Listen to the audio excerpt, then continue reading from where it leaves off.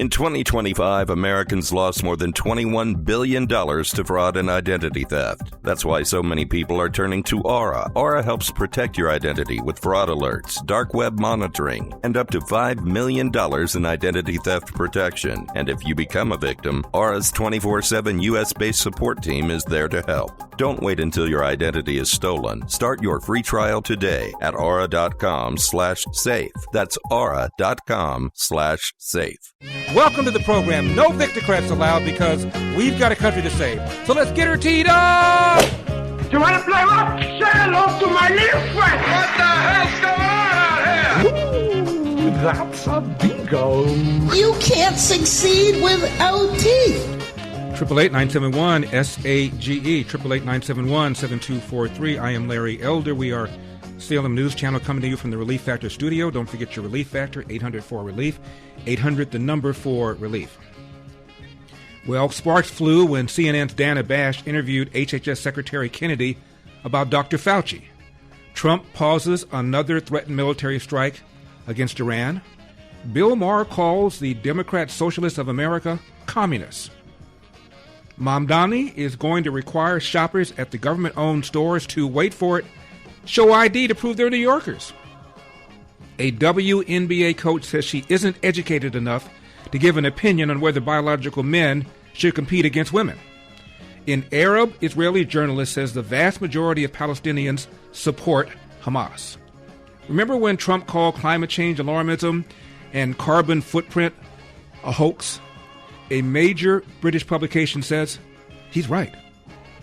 The California State Democratic Party has now officially endorsed a billionaire tax, which is on the ballot, which even Gavin Newsom opposes. All of this and more, 888-971-SAGE, 888-971-7243. I want to start with Trump posting on Truth Social this big breakthrough that supposedly Hamas has agreed to give up their arms in Gaza.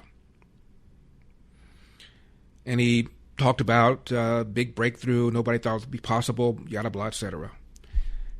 The reason nobody thought it was possible, to use your expression, is because it's not. I've seen polls that seem to be legitimate that show overwhelmingly Palestinians living in Gaza are down with what happened on October 7th. 1,200 Israelis killed, some beheaded, some raped, hundreds of hostages taken, only because of Trump's intervention, where the hostages and the remains, the rest of them, returned to Israel. These are people, one more time, they have no problem whatsoever with allowing Hamas to store military equipment, munitions, underneath schools, underneath mosques, underneath hospitals. What makes you think that they're going to give up their arms? What makes you think that? And Trump pausing the threatened military strike against Iran, for what purpose? Another memorandum of understanding that they're going to violate? How many different ceasefires are they going to violate before he realizes these ceasefires don't make any sense? How many times does Lucy need to take away the football before Charlie Brown realizes she's going to take it away? This is who we're dealing with. And without Iran, there's no Hamas. 40,000 innocent Palestinians, unarmed, slaughtered in the streets. Daily hangings of dissidents, of protesters, public hangings. Putting women and men in front of sites that they think might be bombed. Why? They know the weapon, their biggest weapon, is public opinion here in America. They know how unpopular President Trump is. They know that about a third of Democrats, after the Butler attempted assassination, wish the assassination had been successful. They know this. They're watching the same CNN, BS Now that I watch, so you don't have to. And they're hoping that they can just drag this thing out. Midterms. They're praying that the Democrats take over the House, take over the Senate, put even more pressure on President Trump to stop the attacks against Iran, assuming they're still going on at that time. Or they'll just wait it out. Trump is a lame duck president. He can't run again. They know that.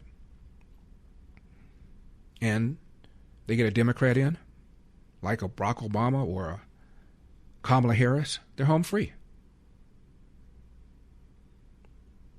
When I hear these people like Senator Chris Murphy, illegal war, and we're losing the war, and I watch these people, and they're on CNN, they're on BS Now, and nobody says, Senator, do you think that Iran was close to getting a nuclear weapon? Did Trump just make that up?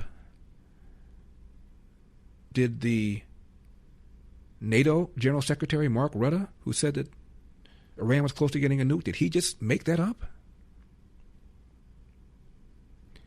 And assuming you do believe that Iran was pursuing a nuclear weapon, two questions.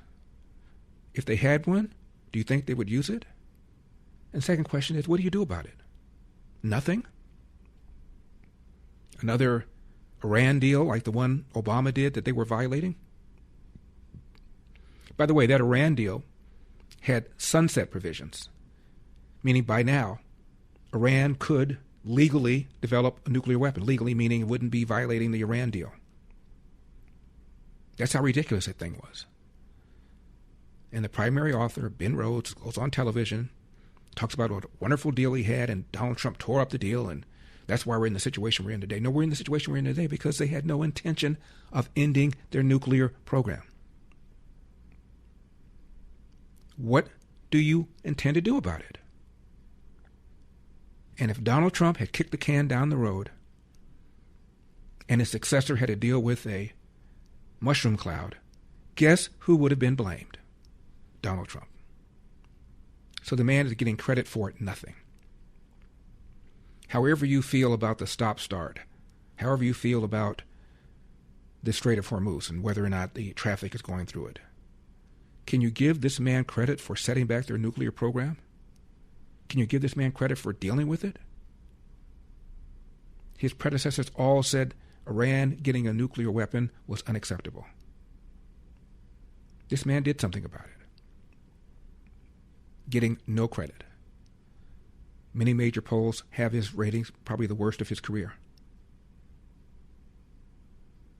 Before the war, gas prices 5-year low, no credit. Secured the border in 30 days, no credit. For 4 years, we were told what?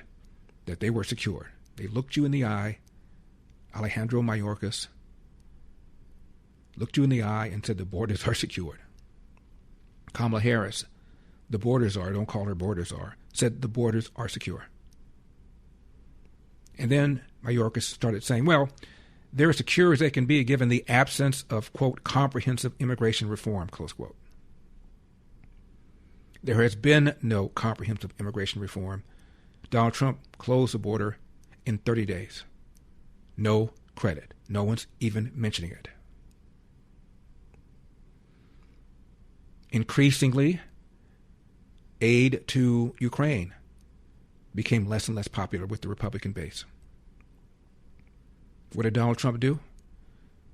Got our allies to pony up the money, reimburse us for our support.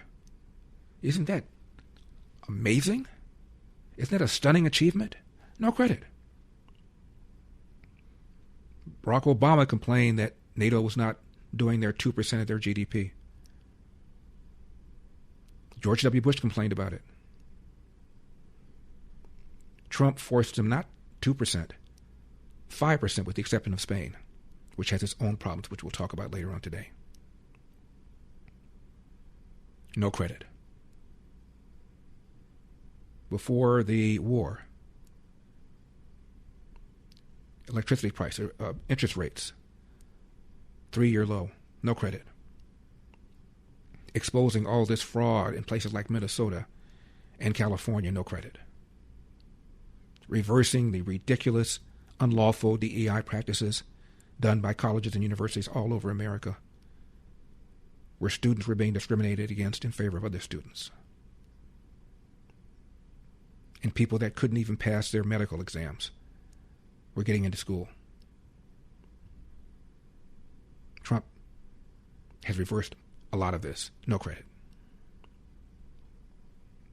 Stock market, record highs. Over 60% of Americans have money in the stock market, either directly or indirectly. No credit. Everything that ICE has done was done under Obama. And Obama did not have to deal with 10, 12, 15 million illegal aliens coming into the country the prior 4 years, the way Trump has had to deal with. No credit. Now, when it comes to supplements, 2 things matter most. That it works, and that you can trust it. Rather than just tell you about Relief Factor, we let our customers do it. We hear from people every single day whose lives have changed. We'd like you to hear a few of their stories. Chris has spent years doing physical work, leaving his feet sore at the end of the day. After starting Relief Factor, he felt so good he did something he'd never done before. He ran a half marathon. Now he tells all his friends about Relief Factor. I take it every single morning for back issues. Now, they make it easy to find out if you'll be the next person telling us Relief Factor gave you your life back. 3 weeks for just $17.76. Just go to ReliefFactor.com, ReliefFactor.com, or call 800-4-RELIEF, 800-4-RELIEF. We'll connect you with our friendly local team, and they'll do everything they can to help. ReliefFactor.com, ReliefFactor.com, 800-4-RELIEF, 800-4-RELIEF. Parents, the biggest question in education today is how artificial intelligence is shaping the way your student learns. Artificial intelligence is changing education faster than most schools are willing to admit, and many families are rightly concerned. At Patrick Henry College, the goal isn't to outsource thinking to machines, it's to train students to think for themselves. PHC emphasizes a Christian liberal arts education that develops reasoning, writing, speaking, and discernment skills no algorithm can replace. Students learn to engage technology wisely, understanding its capabilities, but also its danger and limitations, rather than becoming dependent on it. In a world increasingly shaped by AI, Patrick Henry College prepares students to lead with wisdom, conviction, and moral clarity. If you want a college that prepares your child to lead in an AI-driven world without losing his or her faith and values, I encourage you to learn more about Patrick Henry College. Visit phc.edu/elder. That's phc.edu/elder. 888-971-SAGE, 888-971-7243. I am Larry Elder. We are Salem News Channel. And just wanted to thank everybody that participated in our Food for the Poor campaign. We raised a lot of money to help feed hungry people here in our hemisphere. Now, you can still go to my website, LarryElder.com, and you'll see the Give Food banner if you want. But I just wanted to thank you for all that you've done. We've been dealing with Food for the Poor for now over 10 years. I've gone on missions with them. They're the real deal, and so are you. As I said before, not one dime from government. It all is on us. So thank you so much for stepping up. Now, I was saying last segment that President Trump gets no credit for anything. So over the weekend, I posted 4 consecutive days, starting I think it was Thursday. This guy is talking to a woman in a restaurant. I made the cartoon with AI. Breakfast. Sun up in the background. She says to him, name one thing Trump has done to make America greater, make America better. He's got a 45, 47 hat on, a Trump t-shirt on. He's got a big smile. He's talking to her. He says, well, incomes outpacing inflation. Gas prices before the Iran war hit a 5-year low. Closed the southern border in 1 month. Stock market hitting record highs. Nearly 60% of Americans are invested in the stock market, either directly or indirectly. Forced Hamas to agree to disarm in Gaza. The next cartoon says brunch. The weather's changed a little bit. He's still talking. The Abraham Accords got NATO to pay us the cost of our military assistance to Ukraine, negotiated the release of the hostages in Gaza and the release of the remains of those killed in Gaza, killed by Hamas. Tax cuts for everybody who pays taxes. No tax on tips, no tax on overtime, tax relief for seniors on Social Security. Trump accounts that give every child at birth $1,000 a year until they turn 18. Trump RX program for cheaper drugs. Next panel is lunch. The woman now looks increasingly bombarded. He's still talking, very enthusiastically. Forced NATO to spend 5% of their GDP. Set back Iran's nuclear program. Deported approximately 2 million illegal aliens. Rolled back college DEI programs. Colleges under attack for their anti-Semitism. Exposed the media for bias against conservatives. Doge produced $200 billion in savings. Got commitments for trillions of dollars in foreign investment. Ended taxpayer money for PBS, NPR, and Planned Parenthood. Moved our embassy to Jerusalem. Reduced the federal labor force to its lower level in decades. Captured narco-terrorist Venezuelan President Maduro and brought him to the United States to face trial. Turned around the economy in Venezuela. And that last panel is dinner. Now you see the moon. And she's saying, check, please. He's continuing. Deployed the National Guard to D.C., resulting in a dramatic decrease in crime. Biggest reason America hosted the World Cup for 2026 and will play a huge role in the Olympics in 2028. Big return in manufacturing investment in the country. Mortgage rates are below their 2003 peak. The amount of fentanyl coming into this country has declined. Military recruitment has rebounded. Trump's tariff strategy has caused several countries to lower their tariffs on our goods and services and expand market access for U.S. goods. Most accessible president to the media in history. And then the waiter is leaning over and talking to the guy, whispering to him. Exposed healthcare fraud in states like Minnesota and California. Appointed 3 constitutionalists to the Supreme Court. Built or replaced hundreds of miles of barrier on the southern border and continues to expand where practical. I don't know how many of these things are, and I'm sure there are many that I didn't even think of. But his popularity, according to most polls, near record low. Joseph Haddad is an Arab-Israeli journalist. He was speaking to Dr. Phil, number 44. Since October 7, I personally don't differentiate between Hamas and what's so-called Palestinians. Because actually there is no Palestinians. There are tribes. There is the tribe of Hamas, and there is the tribe of the Islamic Jihad, and there is the tribe of Khalil, and there is the tribe of Nablus. And each one has different interests, and all of them are conflicted. If they did not have Israel as the common enemy, they would kill each other. This is the reality of what's so-called Palestine. You don't know what Palestine is. Actually, in fact, the keffiyeh that you are wearing, this is just a statement to show that you really lack the authenticity to represent the case. And what's so-called the cause, you know, this is a human problem. So you just... The cause must die. I think enough is enough. And now it's proven, and you are helping Hamas to prove it to the world, that Palestine depends on the destruction of the state of Israel. And this is not acceptable, and we are not going to agree to it. And I tell you something, for the next 10 or 20 years, the Palestinian people will pay the bill that Hamas is caused today, and most likely in blood. To you, Hamas and Palestinians are the same, they're one and the same? After October 7, yes, there is no difference. Really? The vast majority of the Palestinian people support Hamas. Really? This is a fact. This is proven by statistics, and your silence now. You cannot even condemn Hamas and say that what they did on October 7 was an act of a savage group. You don't have that power. Said I condemn. On what authority do you speak? You only speak on the authority of Hamas propaganda. No, why do you say that I'm speaking on the authority of Hamas propaganda? Because if you were a decent human being, you can say that the thousands were killed on October 7. That was a crime against humanity. It was a genocide. Did I mention he is an Arab-Israeli journalist? Said the same thing that the other Arab-Israeli said at the Oxford Union. This is what we're dealing with here. But Trump thinks that they've agreed to give up their weapons. They haven't agreed to give up anything.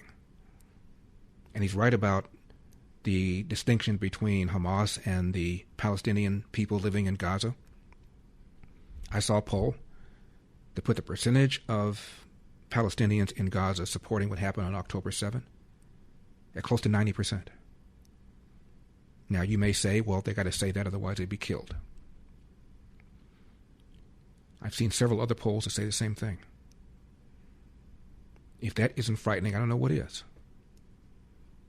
After all the disruption, all the displacement, all the civilians, in addition to the fighters killed, they still support what happened on October 7. And that woman he was talking to did not condemn it. Somehow, Israel has become the villain. The inability to distinguish between firefighter and arsonist blows my mind. Bill Maher says Trump has said a lot of lies, but referring to the DSA as communist isn't one of them. Stick around for that. 888-971-SAGE. I'm Larry Elder. Oh, let me have do what you feel like doing.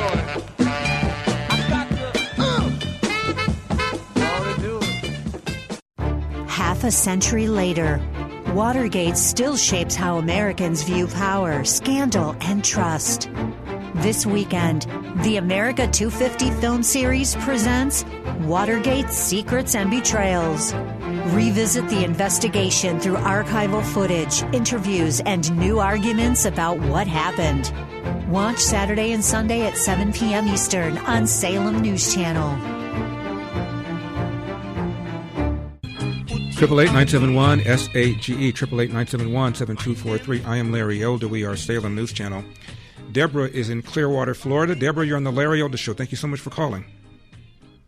Hi, Larry. I just have a question. And my life has been upside down. I'm trying to get things straightened out. But I can't get over President Trump. I thought he was supposed to bomb Iran and the terrorists. And he thinks that that he can believe what they say? They always lie, Larry. Deborah, they do always lie, and I have the same concern that you have. I think a couple things are going on. I think there's a lot of stuff going on behind the scenes that we know nothing about. I think that Donald Trump is under a great deal of pressure because of the midterms. And I think that he suffers from the same kind of almost naivete regarding the intentions of people like the Iranians that Bill Clinton had when he was negotiating near the end of his second term with Yasser Arafat over an independent Palestinian state. Remember that?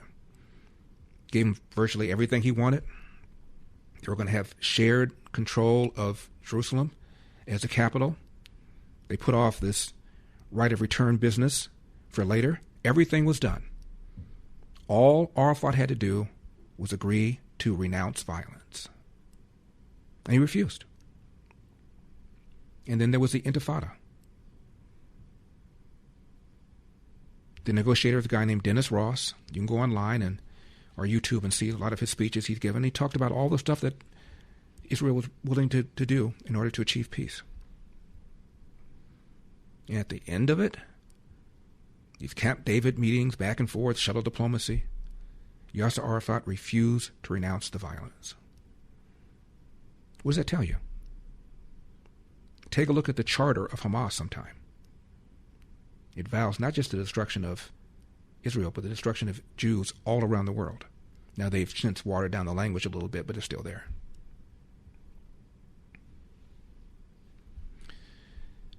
Bill Maher increasingly sounds commonsensical, doesn't he? Number 45.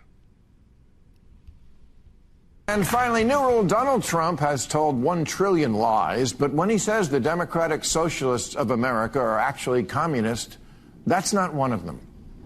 And it's not hard to prove it, just by quoting the DSA and their candidates. J.D. Vance was on the show, and I told him that if the Democratic Party keeps going in the direction of the DSA, my vote was in play. And all I heard all vacation was, oh my God, you're a Republican now. No, that's not what I said. I said in play. And here's why. Because not a week goes by where I don't read about some newly chosen, exciting new face in the Democratic Party.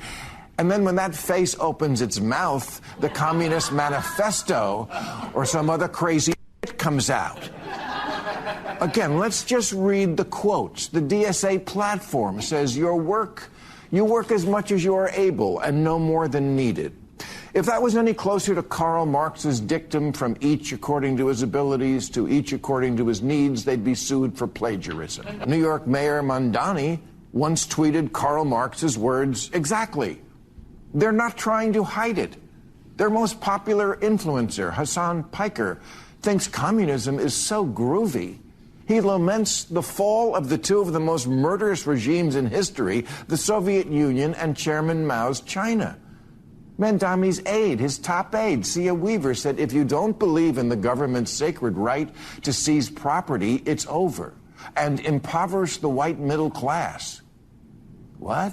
That's a goal? You know you're supposed to scare people into voting for you, right? One of the new soon-to-be Democratic congresspeople, Darlisia Chevalier, supports seizing all properties from landlords and said, seize the means of production. Mamdani has said the end goal is seizing the means of production. I think they want to seize the means of production. Now, maybe you missed that in school or missed school altogether, but that's communism. Now the coalition within the DSA, called the Marxist Unity Group, is in ascendance, and I must take them at their word when their words include, our commitment is to the long-term struggle for a fully liberated, classless society, in a word, communism. What do they have to do? Tweet out, elect more communists? Oh yeah, Sia Weaver did that. Yes. Good. I'm glad you're shocked. People got to realize this is going on.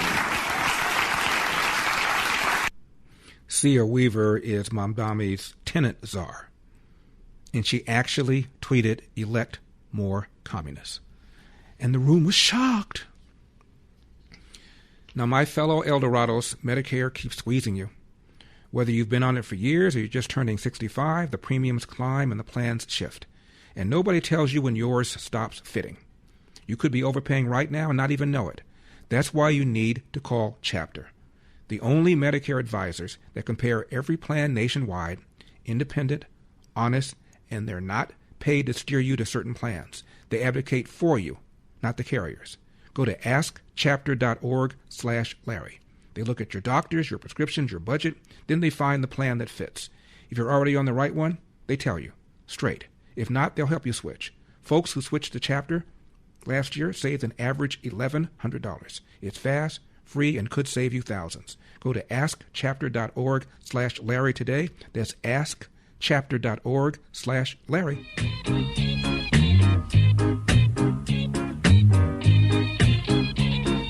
Trouble in the town. I've always believed that when you see a problem and you have the ability to help, you do something about it. Larry Elder here. That's exactly what many of you did for families in Venezuela through Food for the Poor. Now I'd like to tell you about another challenge, hunger. Across Latin America and the Caribbean, parents are working hard, doing everything right, and still struggling to provide enough food for their children. A child shouldn't have to go to bed hungry, period. The good news is that your generosity can help put food on the table for a family in need. Real people, real needs, real impact. That's what Food for the Poor is all about.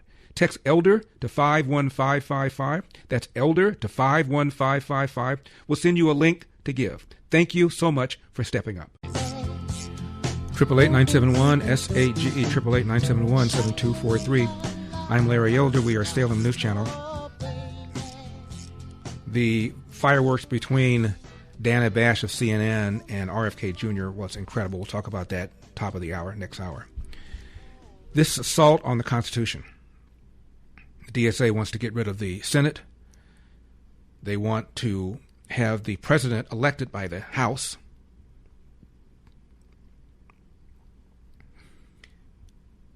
Have they understood what makes America great? Our Constitution limits the power of the federal government. There are enumerated powers. Everything else left to the people and to the state. Have they ever studied the Constitution? They know what it means? Number 39. If you think that a Bill of Rights is what sets us apart, you're crazy. Every banana republic in the world has a Bill of Rights. Every president for life has a Bill of Rights. The Bill of Rights of the former evil empire, the Union of Soviet Socialist Republics, was much better than ours. I mean it literally.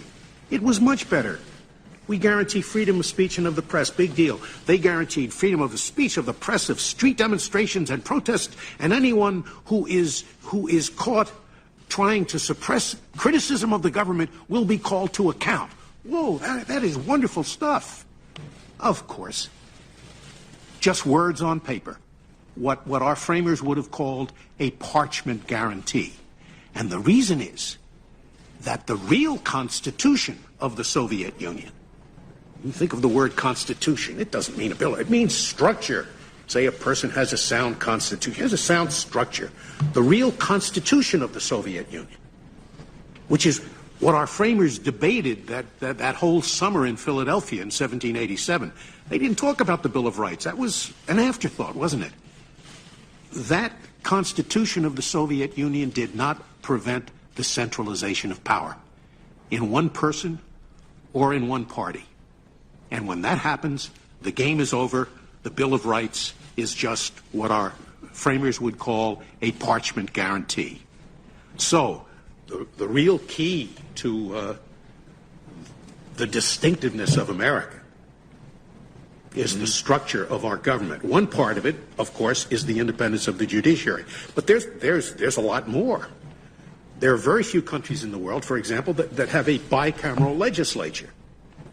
Oh, England has a House of Lords for the time being, but the House of Lords has no substantial power. They can just make the Commons pass a bill a second time.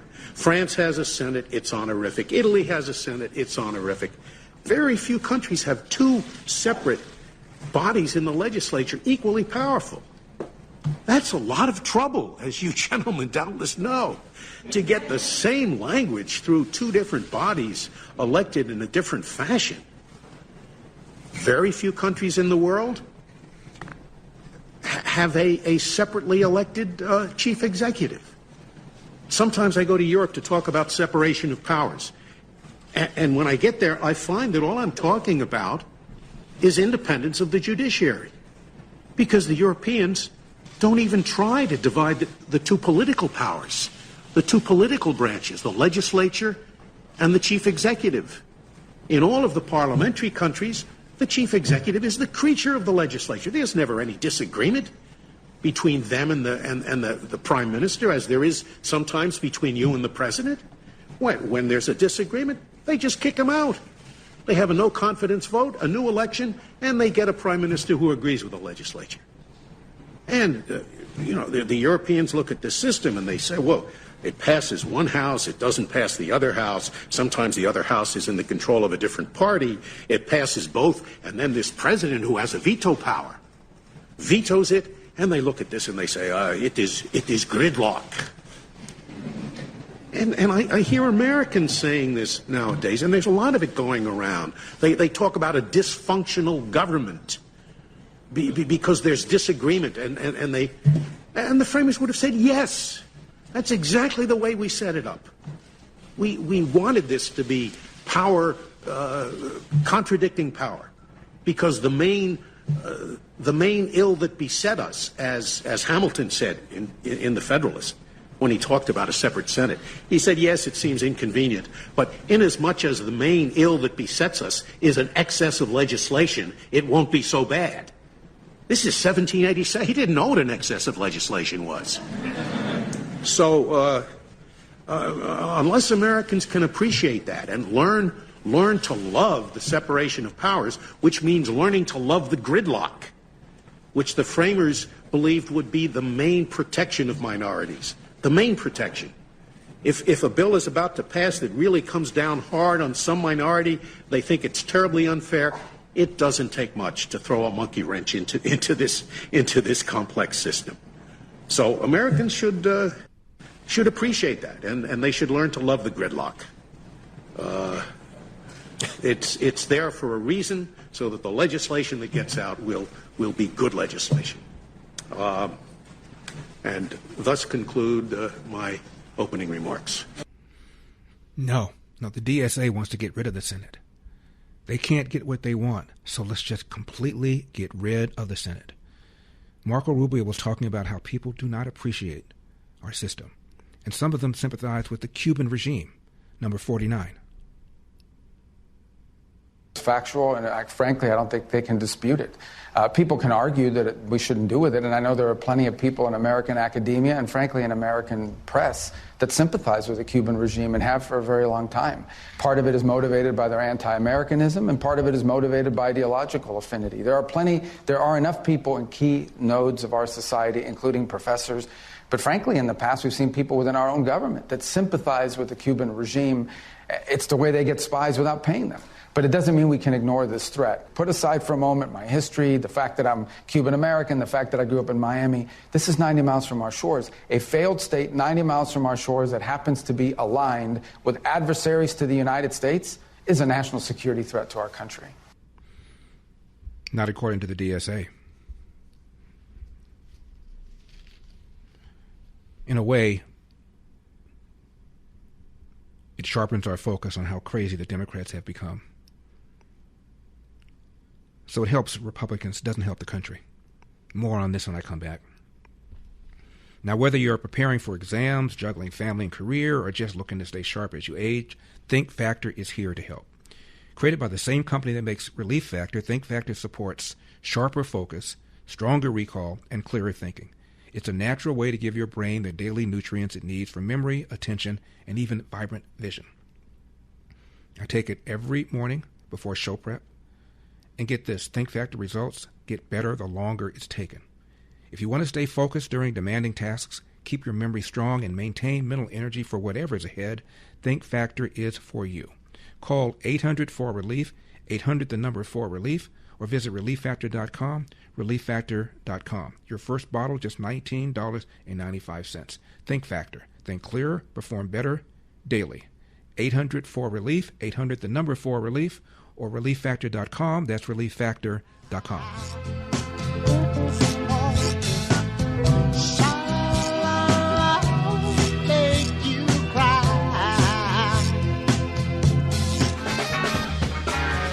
Triple 8-971 SAGE 888-971-7243. I am Larry Elder. We are a Salem News Channel.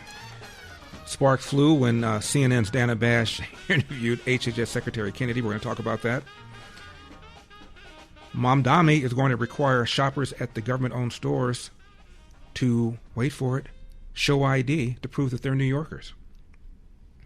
A WNBA coach says she isn't educated enough to offer an opinion on whether biological men should compete against women in sports. What does the W in WNBA stand for? Remember when Trump called climate change alarmism and carbon footprint a hoax? A major British publication says Donald Trump was right.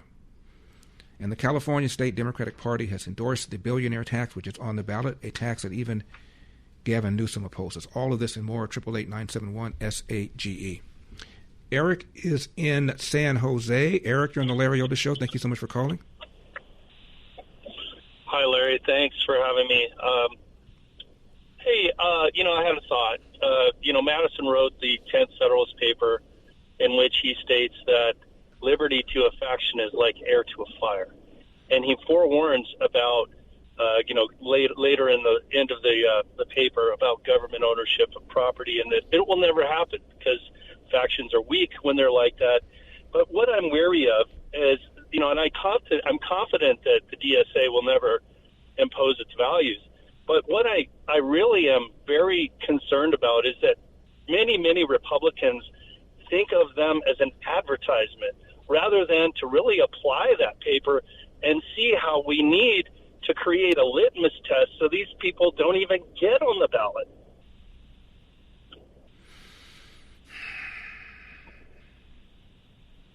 According to the paper, according to our values, according to our Constitution, upon which those values are, the Constitution upon which those values base the Constitution. Well, Eric, there's very little that, in my opinion, we Republicans can do or should do about this other than expose them for the stupidity. I mean, the idea that government can run a grocery store better than the private sector when the profit margin is only 1 or 2%, the idea that you should set up a government store, not let them pay rent, give them breaks on utilities so that their operating costs are much lower than the private sector's, however taxpayers are going to pay for it another way, is insane. And I think we can let them get elected in places like Seattle, where crime is through the roof, San Francisco, quality of life, people leaving because of these left-wing idiots, and then run good candidates with good ideas and rely on the common sense and the good judgment of the American people. That's the only hope we really have.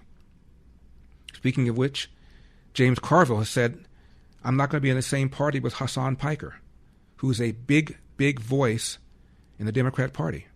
The guy who says that Israel is 1,000 times worse than Hamas. I kid you not. 888-971-SAGE.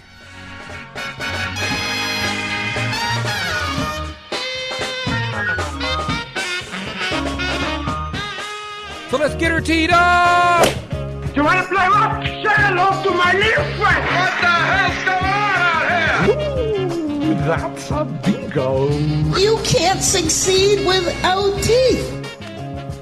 888-971-SAGE, 888-971-7243. I am Larry Elder. We are Salem News Channel. We're going to talk about the exchange between Dana Bash of CNN and Robert Kennedy over Dr. Fauci in just a second. This is just bizarre. Chuck Todd used to host Meet the Press at NBC. Tell me, can you follow the logic here? Number one. Obama radicalized the far right. It was the same thing, right? Correct. The far right viewed Obama as some left-winger when Obama was basically a degree more liberal than Bill Clinton. You know, temperamentally a moderate, Obama. Yeah, probably liberal on policy, but temperamentally a moderate. What policy was he that liberal on, Chris? It's one of the biggest. It was because he was black. Thank you. The only reason people think he was liberal is because he's black. Like, it's this. Okay, all right. The only reason people think Obama is liberal is because he's black? What does that even mean? He'll tell you he's a liberal. He'll tell you he's progressive. If I were starting from scratch, I'd have single payer. What is that? The only reason people think Obama is liberal is because he's black. And when did liberal become a four-letter word? How is it calling Obama a liberal insulting enough for this guy to say the only reason people think that he's a liberal is because he's black? A lot of blacks, by the way, aren't as democratic as they think they are. Number 51. Did I just shock you? Yeah. Did I just explode your world? That's embarrassing. No, why is that embarrassing? I'm Ami Horowitz, and nearly 90% of black people have voted for the Democratic Party over the years. But do their ideals match their voting patterns? I'm here in Los Angeles Southwest Community College to ask students to take a blind political test about the top 10 issues facing our country today.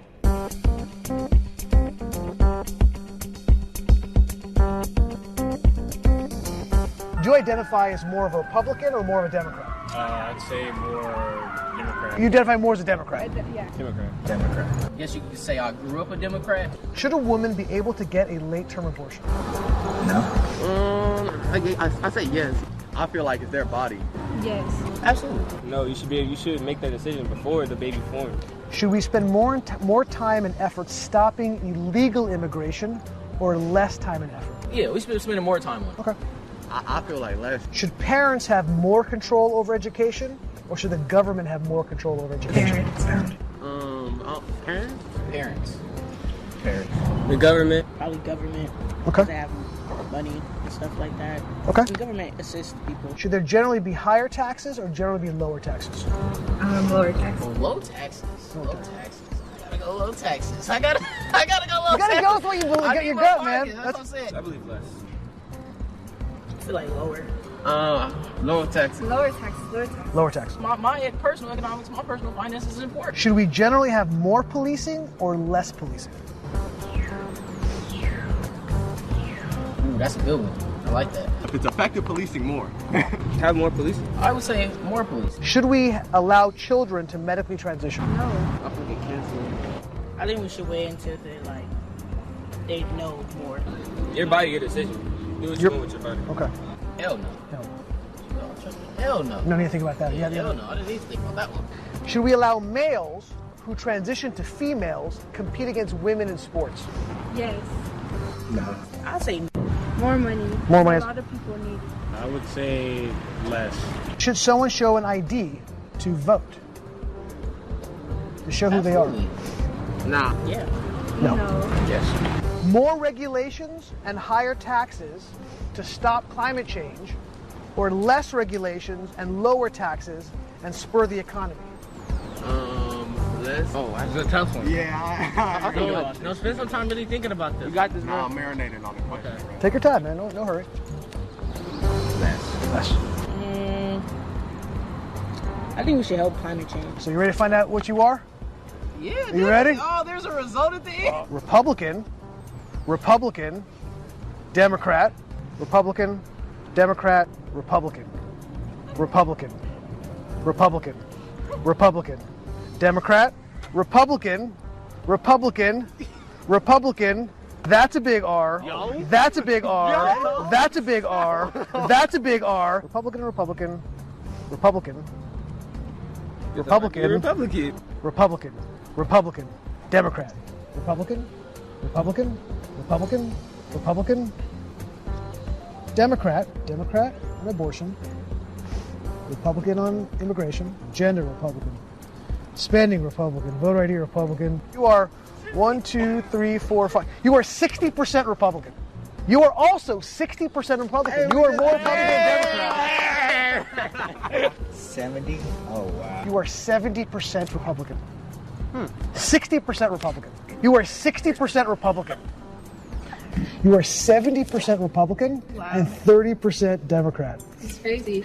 You are 80% Republican. I think, I might be Republican. You might be Republican. That's the people that help themselves, right? They Yeah. help themselves. Correct. I mean, we can help ourselves. Yeah. Oh, see, that's why I love this experiment. So does that surprise you? Yes, it does. I'm shocked. That's crazy. I didn't know that. Is that surprising? Yeah, that is. Yeah? That is. Does it make you rethink kind of like when you see issues in elections, kind of looking more closely at what people believe as opposed to what the letters next to their name? Yeah. That's how you're taught. Yeah. It's like political inheritance. Exactly. We can't really identify until we start to educate ourselves. Republicans are, it's associated with whiteness. Like, even when black Americans identify as Republicans, they get, like, knocked for, for siding with them. I'm so glad I, got to do this. So I generally don't do wrap-ups after the videos, but for this one I felt I had to. We literally did not find a single black person on this campus who, when given a blind political test, aligned more with Democrats than Republicans. Not a single person. For nearly 3,000 years, Homer's The Odyssey has shaped Western imagination. It tells the story of Odysseus as he faces monsters, shipwrecks, false comforts, and impossible choices on his long journey home. As one of the foundational works of Western literature, Homer's epic is more than a mythology. It explores permanent questions about courage, duty, loyalty, family, leadership, temptation, and the search for home. In one of the epic's defining moments, Odysseus rejects the offer of immortality from the goddess Calypso, choosing instead the long and difficult journey home. His decision reveals one of the central themes of the Odyssey, that a life of duty, family, and home is greater than a life devoted to comfort or glory. Achilles chose glory. Odysseus chose home. That's why Hillsdale College has released its newest free online course, The Odyssey. Taught by Professor Benedict Whalen, the course reveals why Homer's masterpiece remains one of the greatest works of Western literature. Find this free course at charlieforhillsdale.com. That's charlieforhillsdale.com. Read the classics, study the West. The Odyssey from Hillsdale College. Go to charlieforhillsdale.com. Now, this brings us to Hassan Piker, big influencer in the Democratic Party. Here's what he said about Mao, number 18. I got stopped by a cop who thought I was like making fun of Mao Zedong, which I never would and never will. Mao Zedong is a one of the great leaders of this world, okay? A man who changed the entire universe, the entire planet.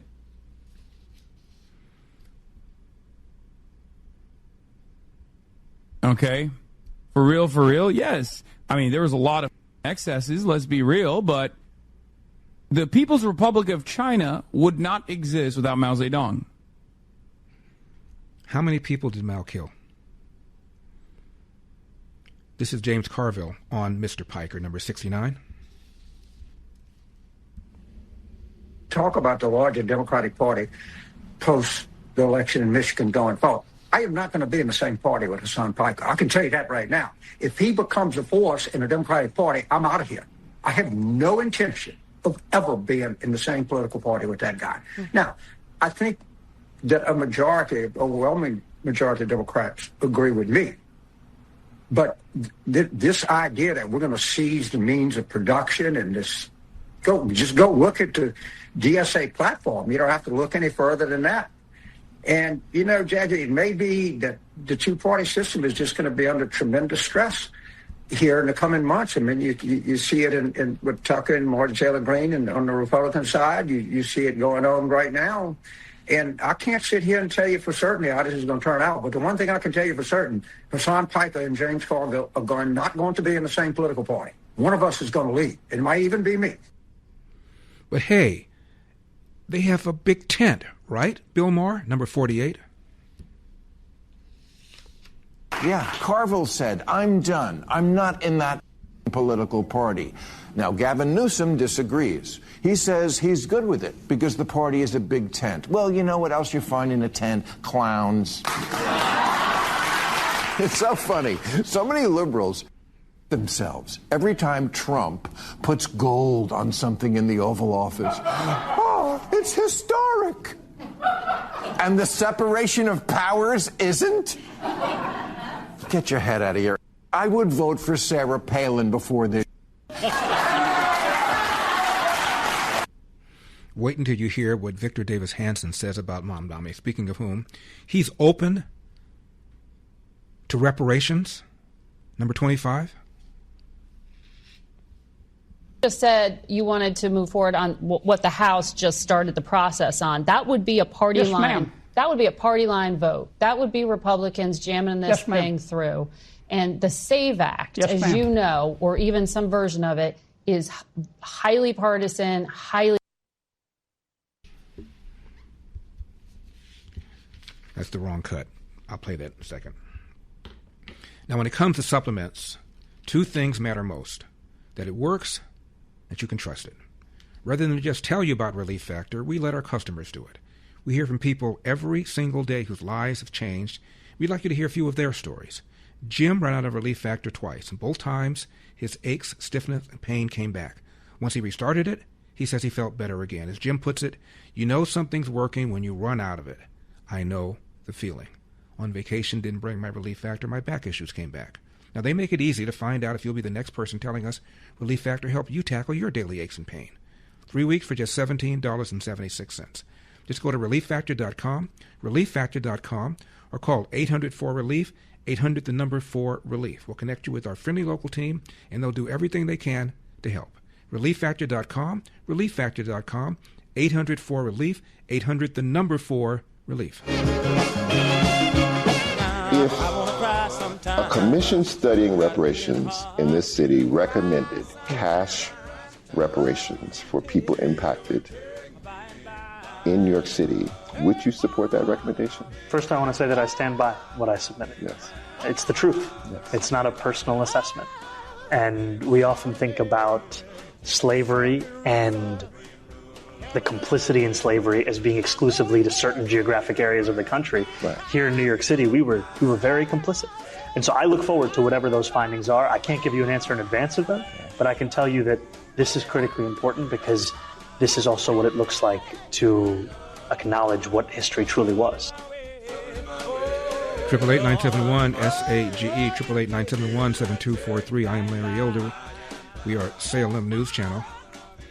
That is Zohran Mamdani saying he's open to reparations, which is the extraction of money from people who were never slave owners to be given to people who were never slaves. It is absurd, but he's open to it. Now, I want to just take a few seconds to thank you again for your very generous donations to Food for the Poor. I've been working with Food for the Poor now for over a decade, gone on missions with them. They are the real deal. And as you know, not one dime from government. It's all from us. So you were very, very kind and very generous, as you always are. And I'm leaving my help button, give food button at LarryYoder.com. You can still donate if you want. My audience donated enough money to feed 1,300 hungry kids in the Caribbean and Latin America. 2 nutritious meals a day for the full year. You have no idea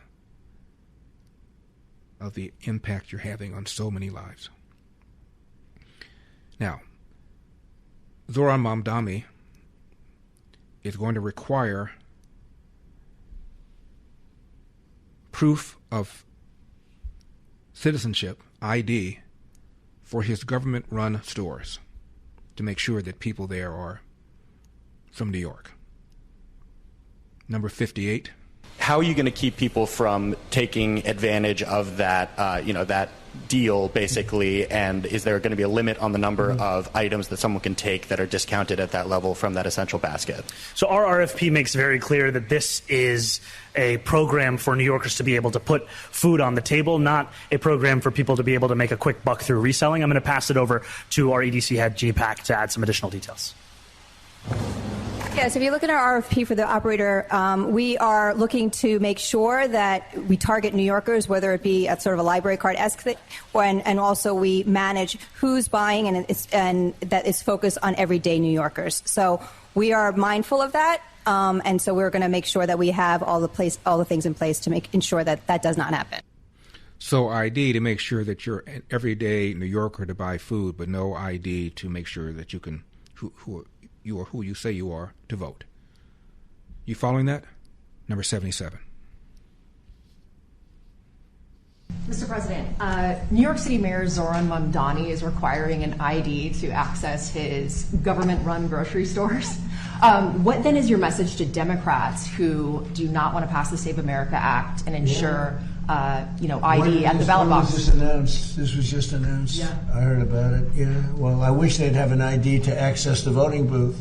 You know, they don't want to access the voting booth with any identification. We want voter ID, and we want proof of citizenship. Well, he also had a thing where you had to have 2 different IDs to shovel snow during the winter, right? So that's a very friendly question. I like her. Who are you with? One American News, sir. Very good. All right. Good question. This is Victor Davis Hanson on Mamdani, number 50. He would rather be a socialist mayor over rubble than a successful mayor of New York.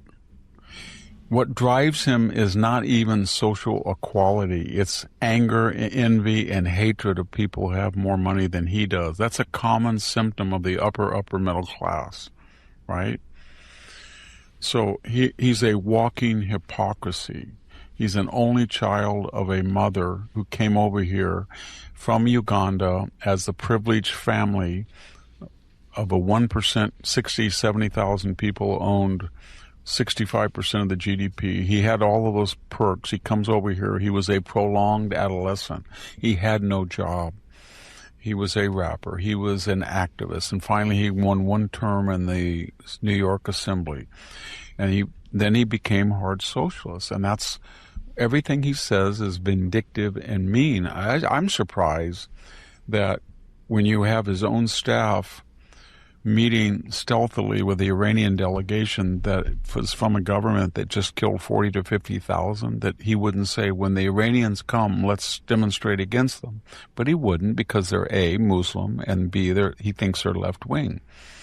Or when the Russians come, he would, because of the Ukraine atrocities and the way they treat prisoners, or the Chinese. So everybody should realize he hates Jews and he hates Israel, and that consumes him. And that's why he says we're going to go after, and he hates white people.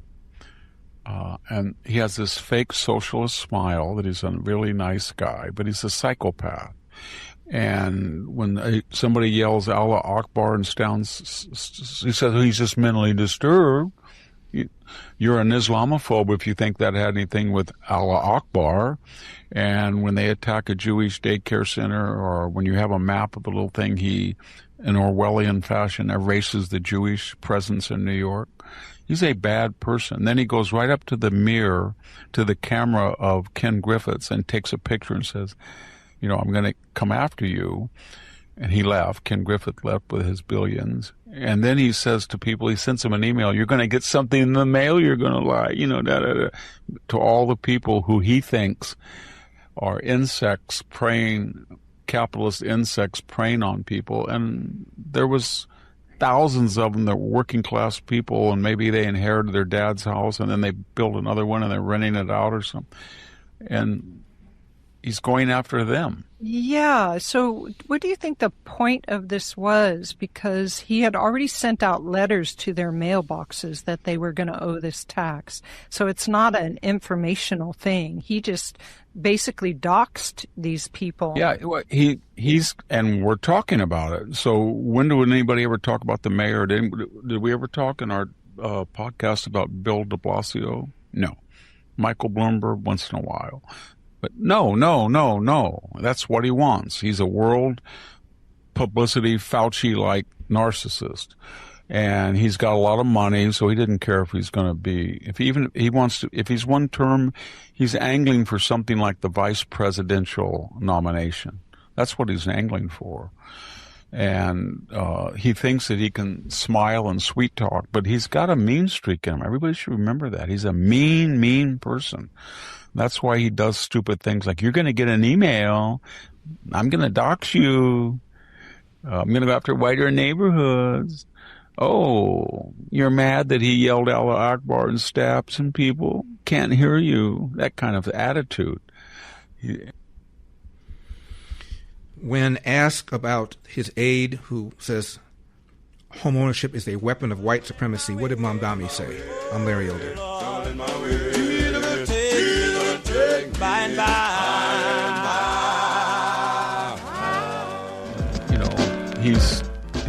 All of his plans are, he's not going to open a bunch of food markets. The only thing he's got going for him is he's going to pay the rent. He's going to give them the land so that they can compete.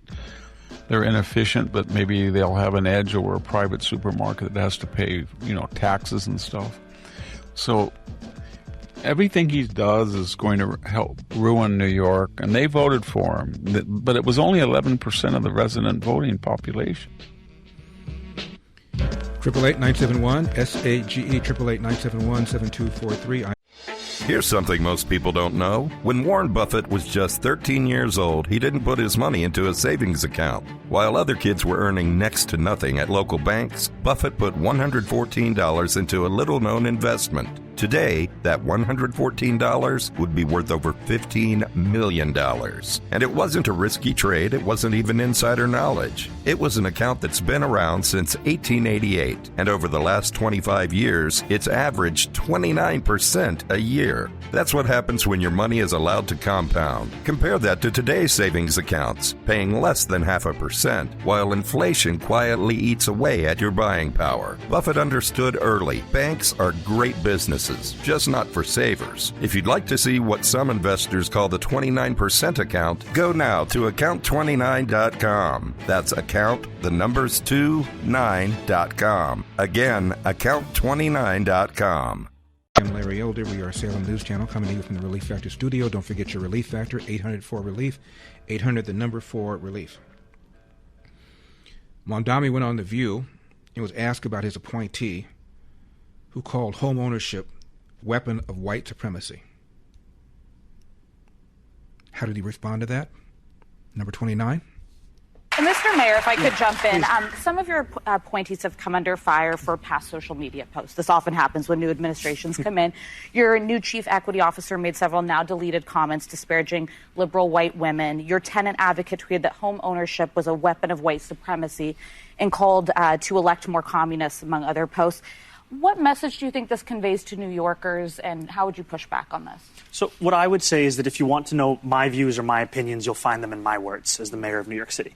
And I am someone who's looking to make this a city that every New Yorker can afford. That includes those who are tenants, those who are homeowners, those who aspire to be homeowners. Because from this, we find that stability. And I think, frankly, what New Yorkers are also looking for are the outcomes. And that's what I care about, the outcomes and the excellence we deliver. And so one example, the mayor's office to protect tenants, the executive director that we hired about 20 days ago. In those 20 days, we have taken on a landlord that had more violations than I could count. And we have secured $30 million in guaranteed repairs for thousands of those violations. And sometimes when a politician tells you this, it sounds intangible. It just sounds like stats and statistics that you'll never feel and know. We have someone in the audience, Josie, who was a tenant that I met on that first day I was the mayor. I went into her apartment. She showed me living conditions that no one should ever see in this city. And I could see and feel the rust falling off my hands. And I asked her, how long have you been living with this? And she pointed at her 20-something-year-old son and said, before he was born. Wow. And now that $30 million, that commitment, that's going to fix her apartment and so many other tenants' apartments. So no comment on your appointee who said that home ownership is a weapon of white supremacy. No comment on that. And this man in the Democratic Party is popular. Number 30. Well, and a couple interesting things about that. I mean, two things. One, I mean, yes, the education polarization has been driven. I would argue, actually, it was more driven by Donald Trump pulling non-college educated whites toward him. But he is suffering with that constituency right now. That's his base, and they're moving away from him. I also think Zohran Mamdani is an interesting example of this, because look at this favorability number. He is the most popular Democrat among Democrats right now, right? By a lot. By a lot.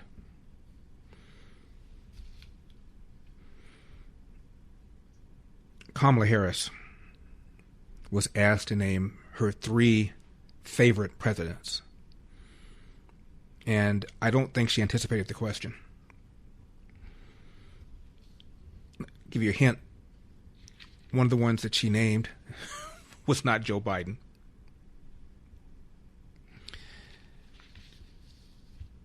Joe Manchin was the senator from West Virginia, Democrat. He's now an independent.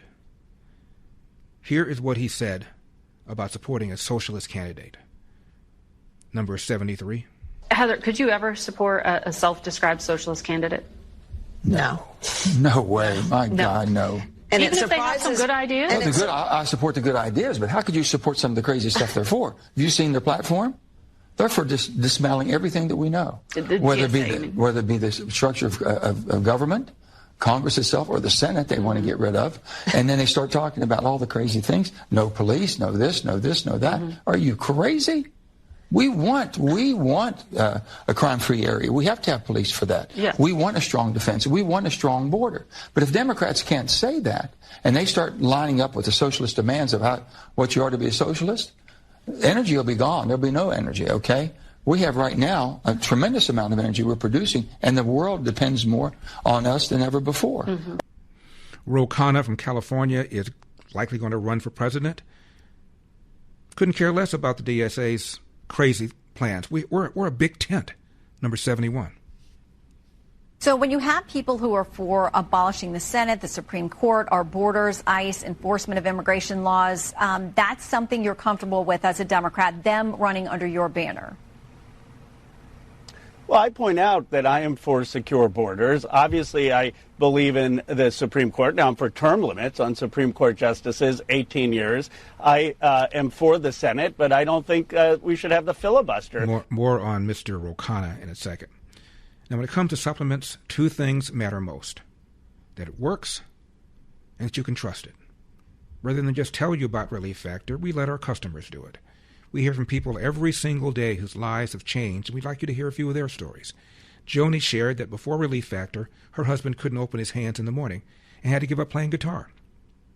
Now he wakes up with flexibility and is back to playing music. They're both recommending Relief Factor to friends as a way to enjoy the things they love again. I take it every single morning for my back issues. Now, they make it easy to find out if you'll be the next person telling us Relief Factor helps you enjoy what you love. 3 weeks for just $17.76. ReliefFactor.com. ReliefFactor.com. 800-4-RELIEF.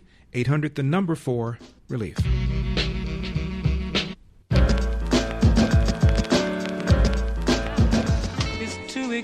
888-971 SAGE 888-971-7243. I am Larry Elder.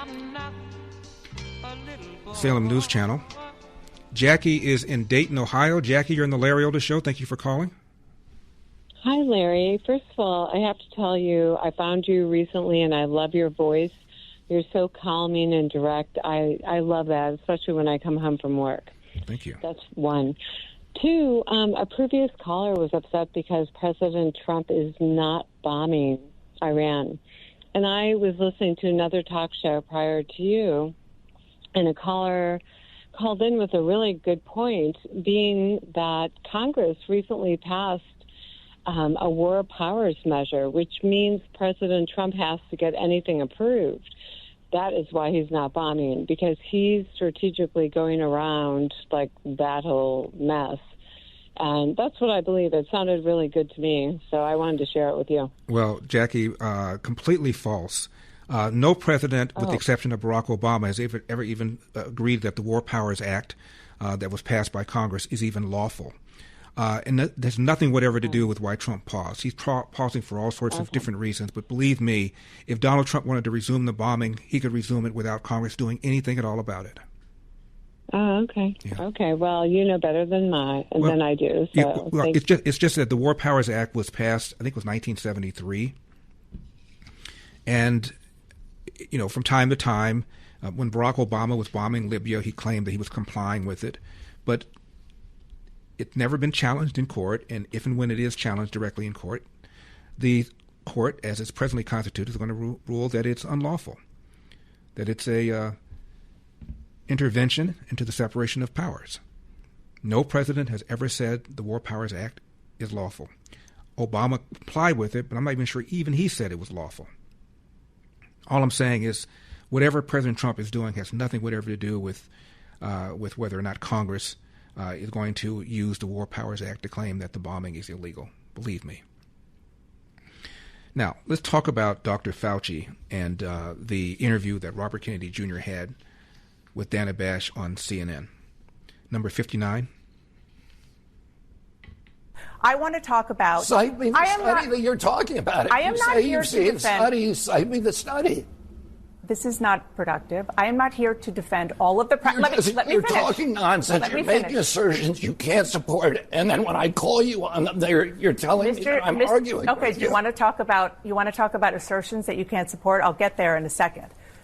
Let me just say, for the record, that I am not saying that the entire way that the COVID reaction was accurate. It was a scary time, and people made mistakes. Absolutely. You Let me were finish. scaring people. Why are you saying that? Because that was the job of CNN. Okay. Was to put the stop. chyrons up about stop. how many people are We dying. were trying to We were listening to the leaders in this country, including the president, who had a daily press conference explaining what was going on and trying to listen. Were you listening? I want to talk to measles. Actually, were you reading the measles? Number 60. We need to protect our constitutional rights. That is the primary obligation. What does of our that mean? country. Well, during COVID, we completely dismantled our constitutional rights. We began censoring people in violation of the First Amendment. But you're saying what not to do. I'm asking what to do. But I want to talk about. That's something to do. That is the number one priority. We protect the Constitution. The Constitution was written. Forgive me, but you're talking about rights, and I'm asking about a potential public health crisis that is coming. But I do want to And one of the mistakes we made in the last time was suppressing those rights so people weren't being heard. The doctors who were saying you're doing it wrong were being marginalized and vilified. Yeah, and because again, I really want to move on, but. Yeah, you were saying yes, I do. Part of the problem. No, I wasn't part of the problem. There was absolute press malpractice. You weren't allowing your Mr. job. Secretary, your job is a fierce skepticism toward authority, and yes, you weren't doing that. You were beating My up job on people is also who were dissenting. No. Okay, you want to sit here and attack me, or do you want to have conversations about public health? Me. I'm not attacking you. I'm asking questions about how to prevent the next pandemic. Question, and I'll tell you. That's what I'm trying to do. And then he challenged her. Number 61. I also don't want to use this interview to allow you to say things that aren't entirely true. You're talking about therapeutics, fine. It is also factually true that the COVID vaccine worked. The COVID vaccine prevented deaths. There is data upon data upon data.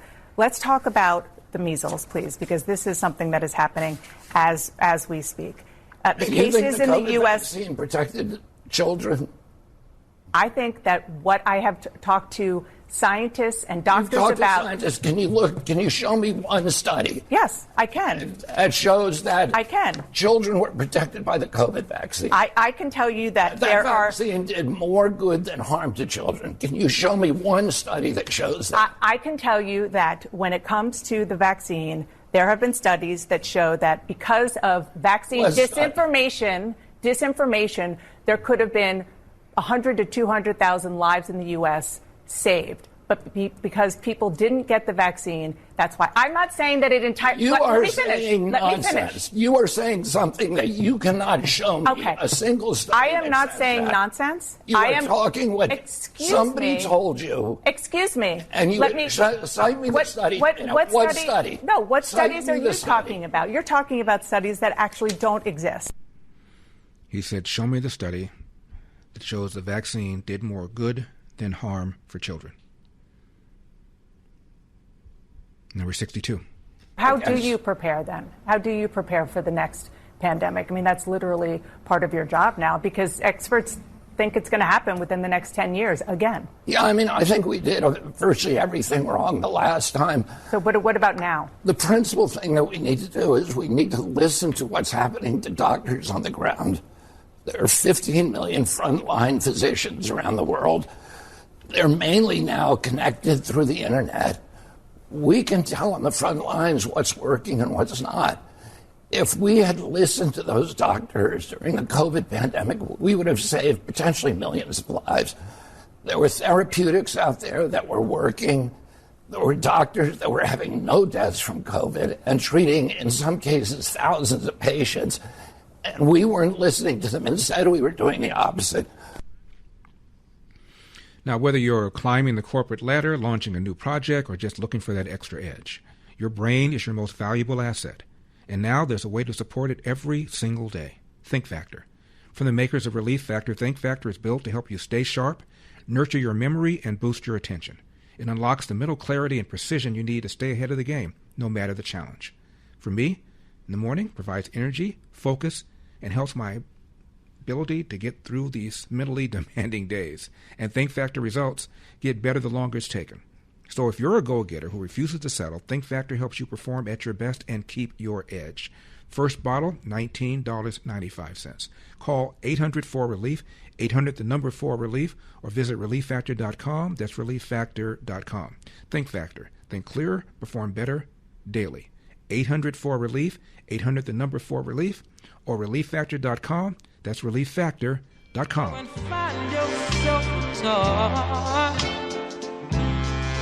But I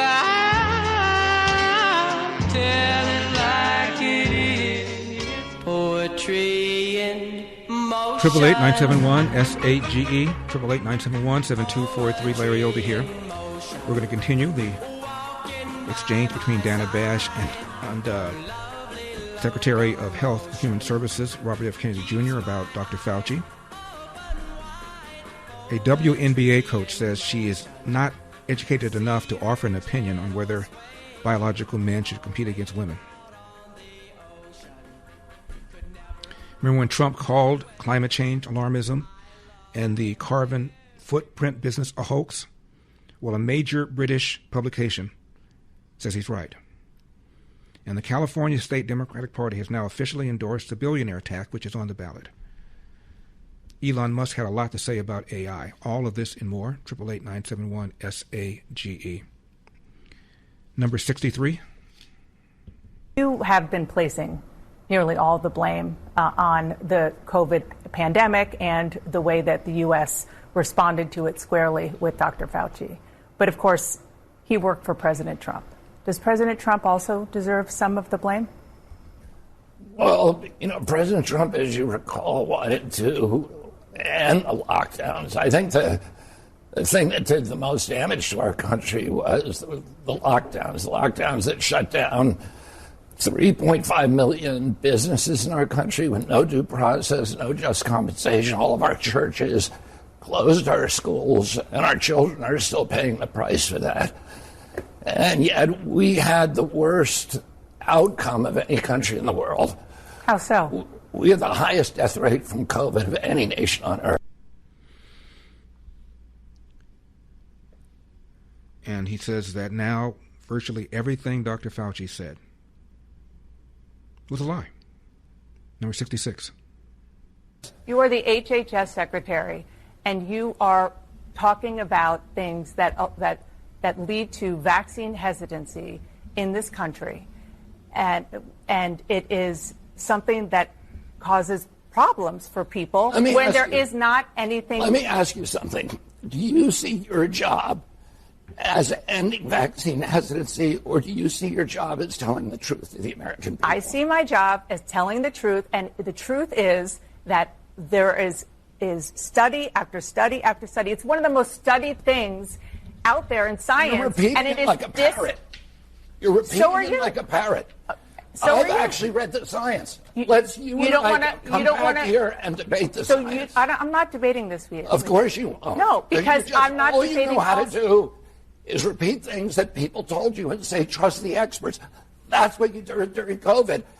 Now we know that Anthony Fauci, who was the expert, was lying about everything, about masks, about social distancing, about natural immunity, about the transmission from the vaccine, about the source of COVID. He was lying, and you were punishing people for not trusting the experts. And now you're rolling out the experts again to talk about something that you have no personal knowledge of. Okay. In 2025, Americans lost more than $21 billion to fraud and identity theft. That's why so many people are turning to Aura. Aura helps protect your identity with fraud alerts, dark web monitoring, and up to $5 million in identity theft protection. And if you become a victim, Aura's 24/7 U.S.-based support team is there to help. Don't wait until your identity is stolen. Start your free trial today at aura.com/safe. That's aura.com/safe. More on this, 888-971-SAGE. Rearrange poetry in motion. So let's get her teed up! You want to play rock? Say hello to my little friend. What the hell's going on out here? Ooh, that's a bingo. You can't succeed without teeth. 888-971-SAGE, 888-971-7243. I am Larry Elder. We are Salem News Channel. Then they got into this issue about gain of function research, number 64. You want to end this gain of function research. Some scientists say, isn't it better just to put better guardrails around it? People have been trying to put guardrails around it for generations, and it hasn't worked. And clearly, COVID-19 pandemic and many other global pandemics that we have come from gain-of-function research. The RSV epidemic that we have, that is the biggest killer of kids in this country today, came from these kind of experiments. The Lyme disease almost certainly came from this kind of research. So, and the scientists who you say are experts are making the argument that this is necessary for pandemic response. Can I point to one instance in history where research that came out of this kind of experimentation has actually provided us something beneficial? Now, most of these Democrats apparently didn't even bother to read Fauci's diary. I wonder why. Number 33. That privately, folks, Democrats are either saying they never read the diary, they're just ignoring this and pretending it's a political story all the time. If they would read the diary, they would see he said one thing in private, he said something completely different in public. Rand Paul says, I'm not obsessed with Fauci. I'm obsessed with the truth and what his advice did to hurt this country. Number 34. Well, he says you're obsessed with him and you're just trying to intimidate him. How do you respond to that? 1 million Americans died. 15 million people may have died worldwide. This is not an obsession with him. It's an obsession what caused this. I will say that the question of whether or not we should take taxpayer money and fund research that changes an animal virus into a human virus, I think is a death wish. I think it's akin to nuclear weapons. I think it needs to be discussed.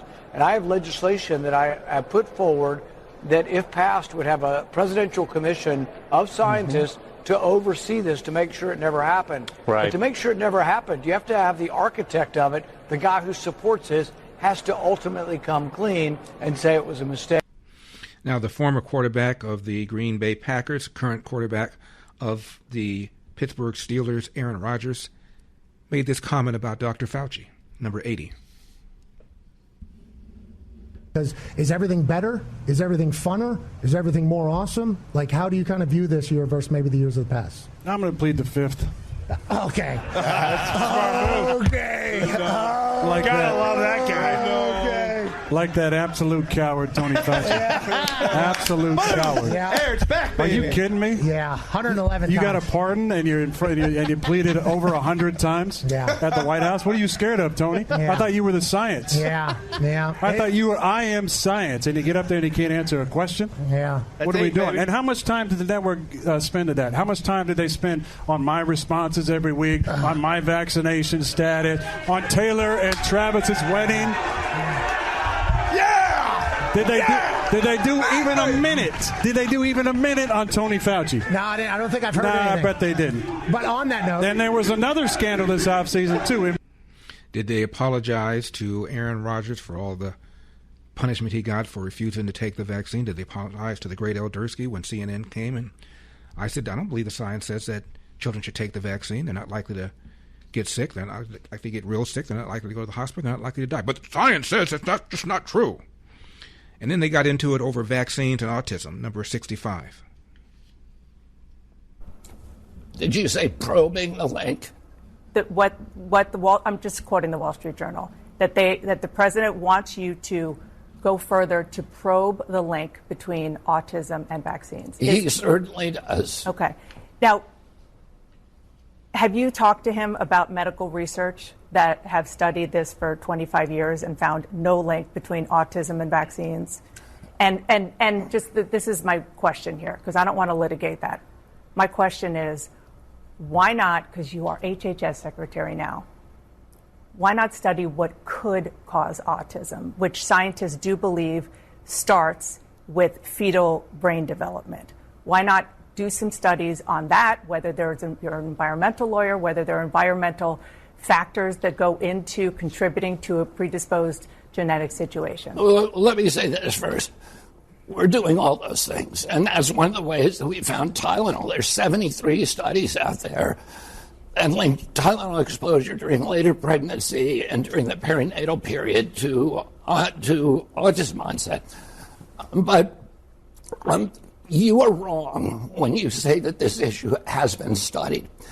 It has been studied, and you're rolling your eyes, Dana. But I am, because I don't want to have you use our air to say this. There have been more than 40 studies involving 5.6 million people to conclude there is no link between vaccines and autism. This is the head of the Committee of Infectious Diseases for the American Academy of Pediatrics. And now let me tell you what the Institute of Medicine says, which is the National Academy of Sciences, which is the ultimate arbiter on vaccine safety, and which it does not have an interest in this debate.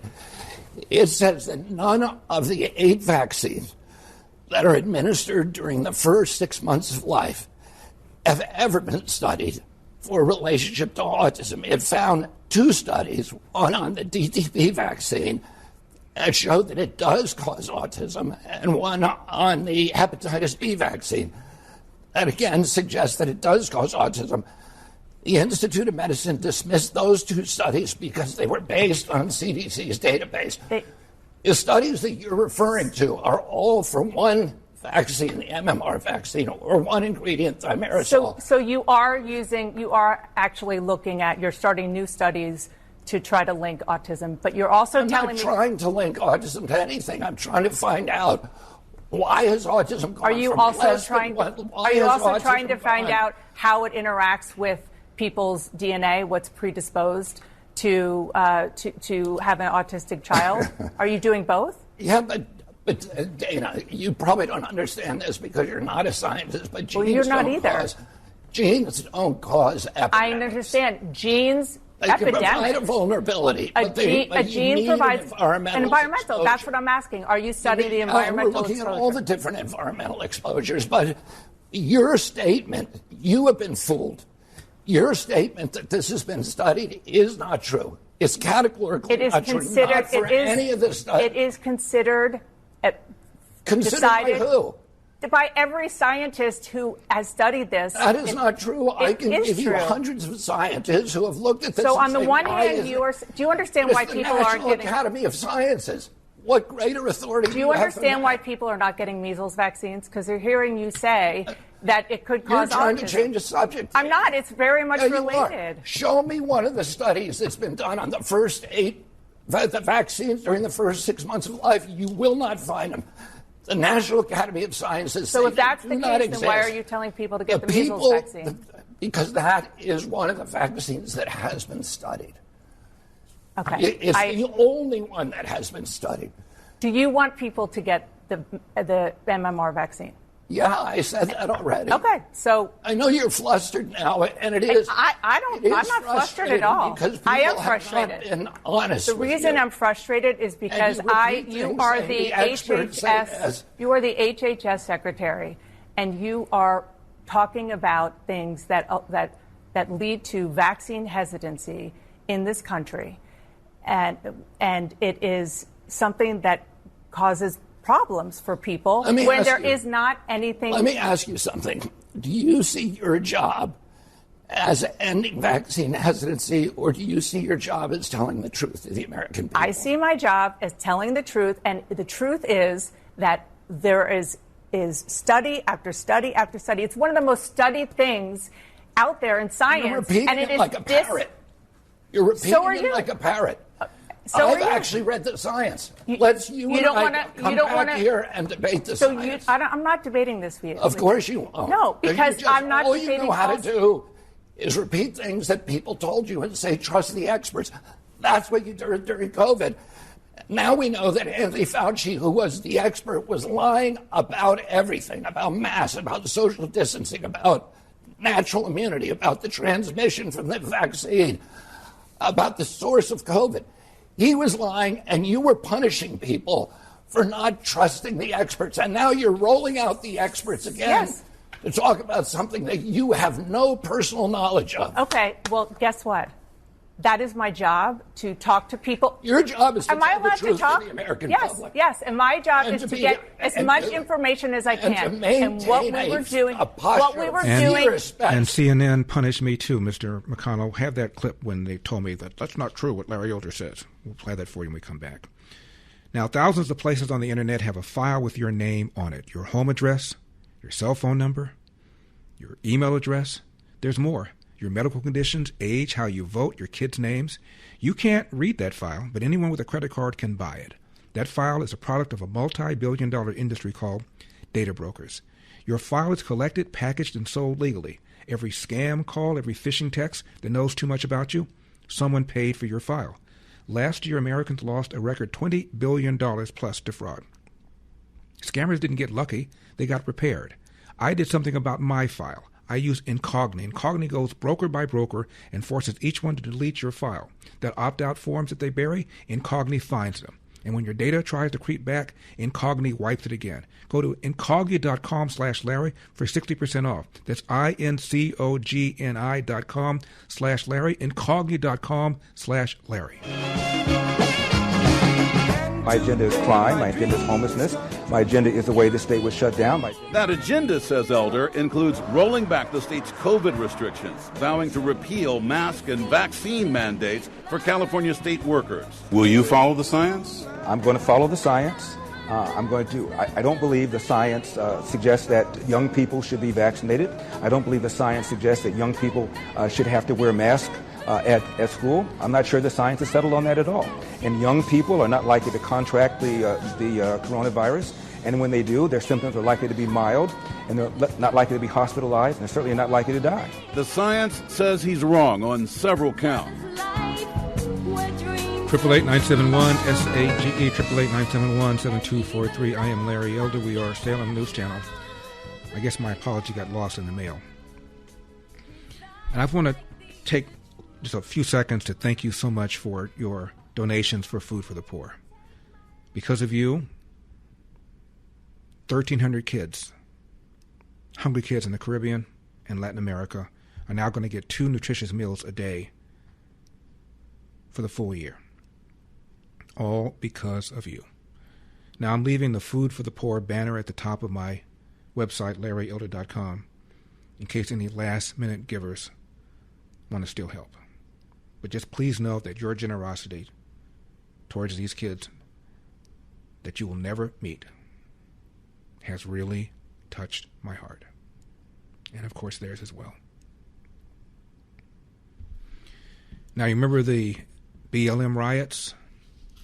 Dr. Fauci refused to even say that the riots should stop because of the spread of COVID-19. He wouldn't even say that. Number 41. Dr. Fauci, do protests increase the spread of the virus? Do protests increase the spread of the virus? I think I can make a general statement. Well, 500,000 protesters on June 6th alone. Yeah. I'm just asking that number of people, does it increase the spread of the virus? Crowding together, particularly when you're not wearing a mask, contributes to the spread of the virus. Should we limit the protesting? I'm not sure what you mean. How do we say limit the protesting? Should government limit the protesting? I don't think that's relevant to. Well, you just said if it increases the spread of the virus. I'm just asking, should we limit it? Well, I'm not in a position to determine what the government can do in a forceful way. Well, you make all kinds of recommendations. You make comments on dating, on baseball, on everything you can imagine. I'm just asking you just said that protests increase the spread. I'm just asking you, should we try to limit the protests? No, I think I would leave that to people who have more of a position to do that. I can tell you. Government stopping people from going to church, Dr. Fauci? Yeah. Last week in the Calvary Chapel case, 5 liberals on the Supreme Court said it was okay for Nevada to limit church services. Justice Gorsuch said it best. He said there's no world in which the Constitution permits Nevada to favor Caesar's Palace over Calvary Chapel. I'm just asking, is there a world where the Constitution says you can favor one First Amendment liberty, protesting, over another, practicing your faith? I'm not favoring anybody over anybody. I'm just making a statement that's a broad statement that avoid crowds of any type, no matter where you are. because that leads to the acquisition and transmission. And I don't judge one crowd versus another crowd.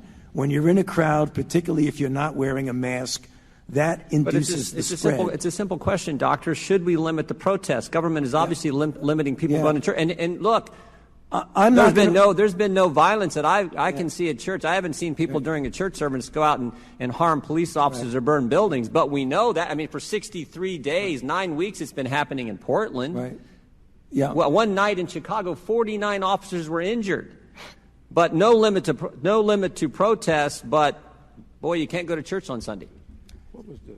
I don't know how many times I can answer that. I'm not going to opine on limiting anything. I'm just going to tell you. You've opined on a lot of things, Dr. Fauci. Yeah, but I've never This said is something that directly anything. impacts the spread of the virus, and I'm asking your position on the protest. Yeah, I'm not going to opine on limiting anything. I'm telling you what it is, the danger.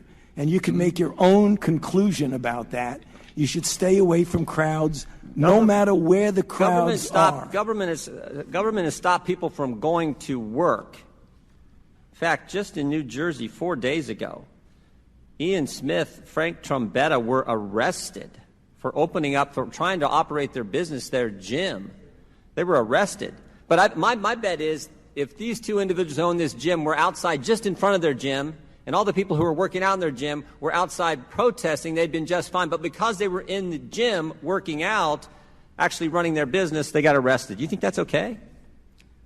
You know, I'm not going to opine on who gets arrested and who does not. I mean, you get where I'm going. I'm telling you, as a public health official, I say crowds. Do you see the inconsistency, though, Dr. Fauci? There's no inconsistency, Congressman.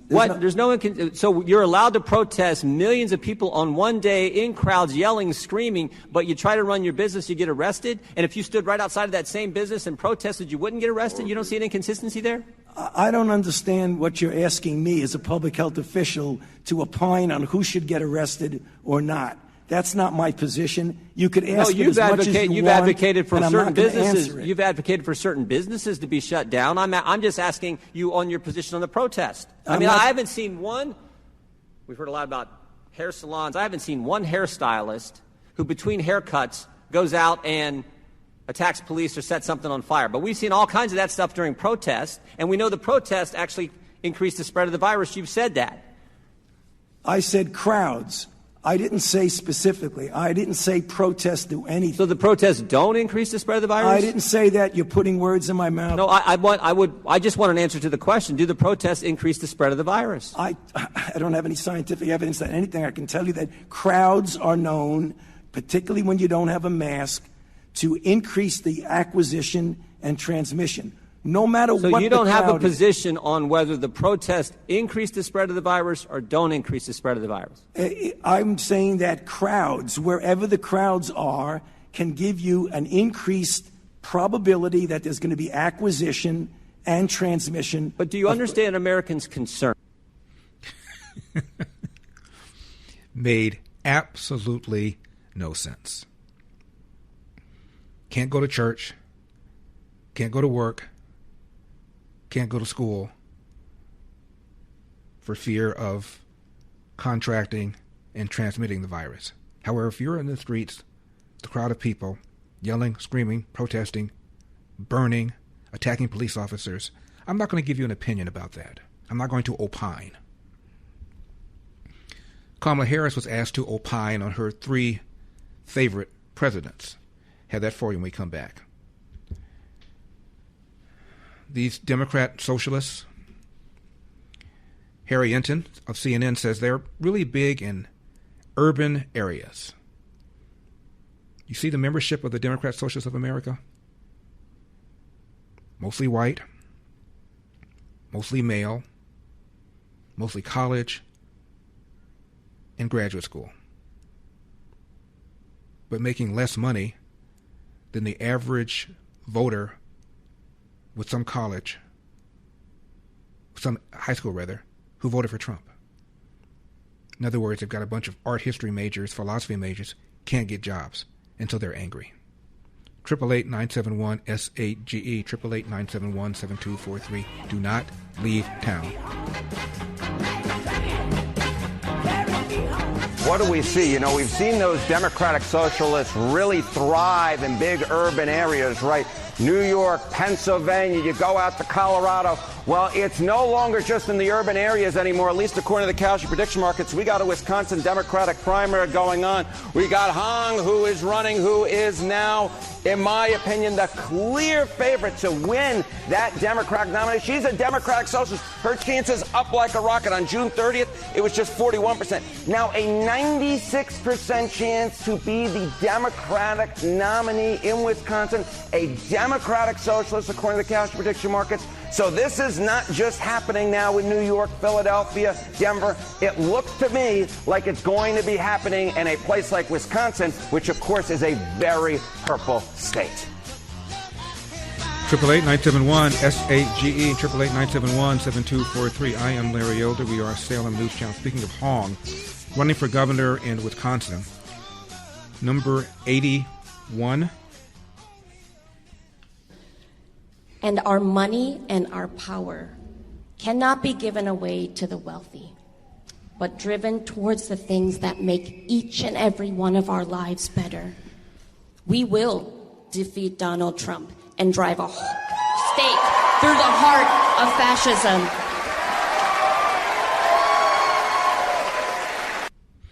We will defeat Donald Trump and drive a stake in the heart of fascism. Okay. Kamala Harris, tough day, asked to name her 3 best presidents.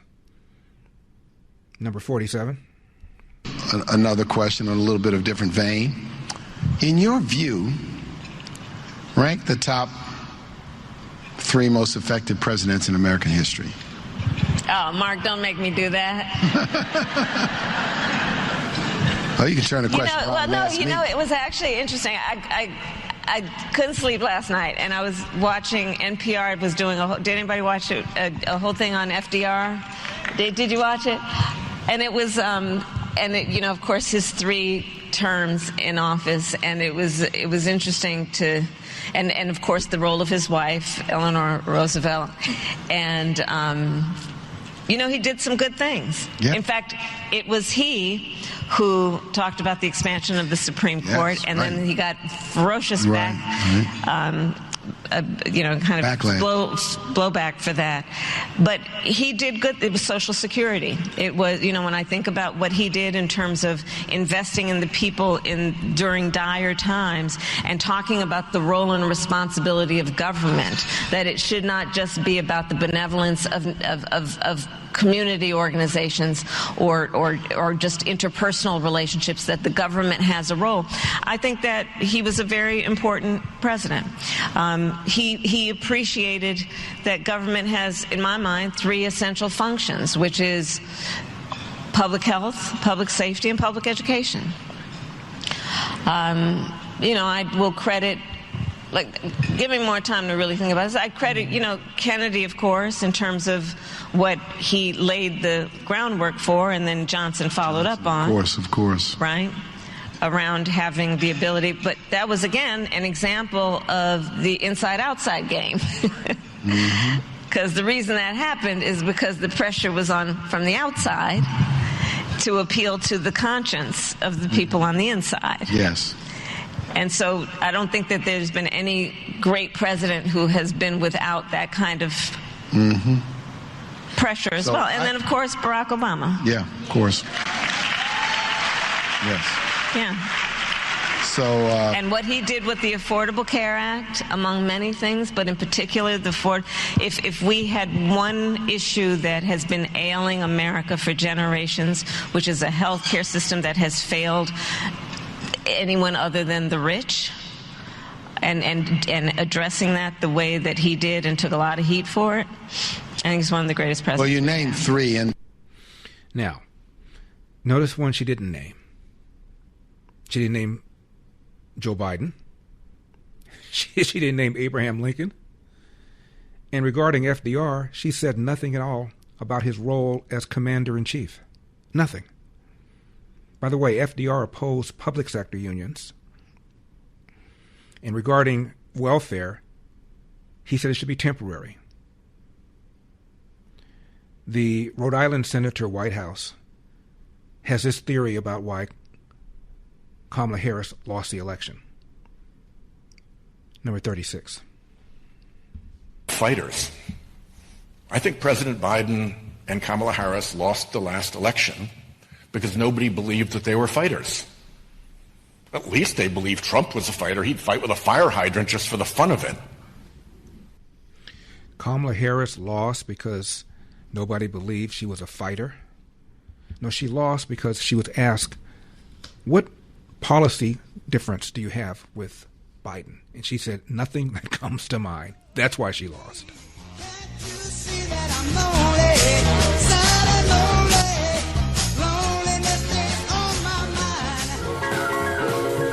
888-971 SAGE 888-971-7243. I am Larry Elder. We are Salem News Channel. Senator Whitehouse from Rhode Island says the reason Kamala Harris lost is because she was perceived as not a fighter.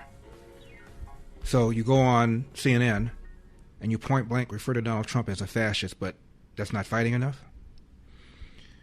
He also talks about the way billionaires are running the government. Number 35. There is a bug, a wasp, that lays its larvae in other bugs, and the larvae in those other bugs take over their command and control system, and they drive the other bug around to the places that are optimal for the survival of the larvae. That's a little bit like what our government is like right now. What? Number 37. If you look in the category of things that are really big and that involve corruption of the very enterprise of government, I see three. One is the capture of the Supreme Court by right-wing billionaires and their armada of phony front groups. This has been a long-standing effort by the far right. The capture of the Supreme Court by right-wing billionaires? What does that even mean? Once again, Kamala Harris got contributions from more billionaires than did Trump. According to the Federal Election Commission, 83 billionaires contributed to Kamala Harris's campaign, as opposed to 52 contributing to Donald Trump's campaign. So more billionaires supported her than billionaires who supported Donald Trump. Speaking of billionaires, richest man in the world, Elon Musk had a lot to say when interviewed about the impact of AI. It's fascinating. Number 52. It's hard to imagine the future where there's not an overwhelming amount of artificial intelligence. Meaning, like in 10 years, I would expect artificial intelligence to be far greater than the sum of human intelligence. Like far greater. In fact, I think AI may exceed the sum of human intelligence in around 5 years. In 5 years? Roughly 5 years is my guess. He's being interviewed by the Economist editor-in-chief. Number 53. I still think there's risk associated with AI and robots. It's not zero. I guess I've come to my sort of philosophical conclusion is to look on the bright side.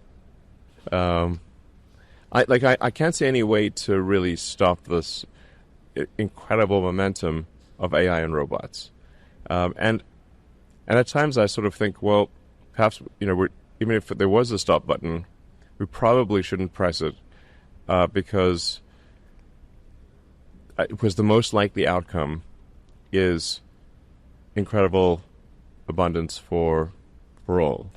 That's what I thought, actually. It struck me that now you seem to have decided it's inevitable. Let's hope for the best and go for the ride. Yeah, I mean, yes, pretty much. Let's enjoy the ride. Is I think my philosophy at this point. Because I mean, honestly, there seems to be just an inexorable progress here in AI and in robots that even if I wanted to stop it, and I couldn't. And as for minimizing the risks, number 54. But what about trying to minimize the risks? And, a number of the other leaders of model makers have been pushing for different ways to try and minimize the risks. Just last week, Demis Hassabis came out with a proposal for a private-public regulator. I think you said it was a good starting point for discussions, I think. Do you think you guys should be working more actively to get something in place to control the risks, or do you think that's impossible too?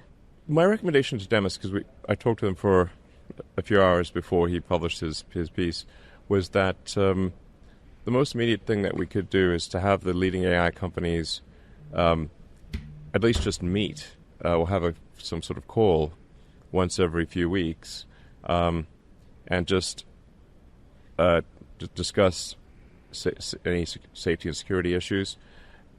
And that before a breakthrough, sort of a new frontier model is released, something that sort of is far more intelligent than anything that already exists, that there's an opportunity for the various competing AI companies to test that model for any harmful effects, and to be able to recommend pausing to address some of these security issues. I think that's sort of the easy, quick thing that we can do, and it can evolve to more than that over time. But that's that I think would be a smart move. But why haven't you done that yet? I mean, there's like 5 of you, right? I mean, everyone knows the first name: exactly. Dario, Demis, Sam. I mean, you don't all like each other very much. Yeah, but you're not all. I mean, you're also all competing, right? You all want to be first. Yes, but that's where I think the competitors can keep each other honest. So meaning like if I think it's quite difficult for someone in the government who doesn't have a deep technical understanding and isn't driving the frontier of AI to know whether something should be released or not.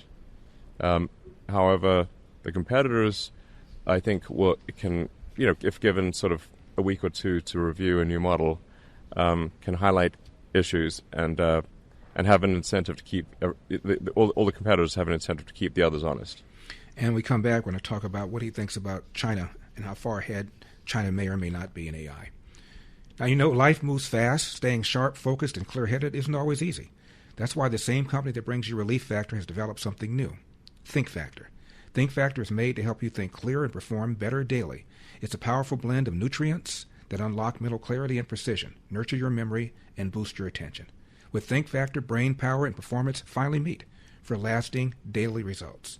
Supercharge your memory and your mental sharpness. Your brain is, of course, your most valuable asset, powering your creativity, your focus, and your daily performance.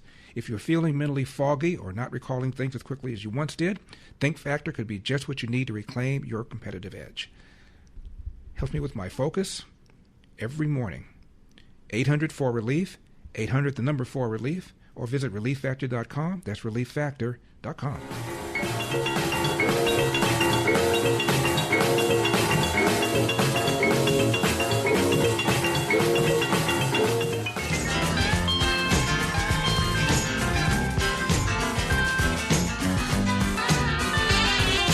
Boogie all night long. Won't you boogie now? Won't you boogie now? Won't you now? Make it loud, make it strong. Won't you boogie now? Won't you 888-971 SAGE 888-971-7243. I am Larry Elder.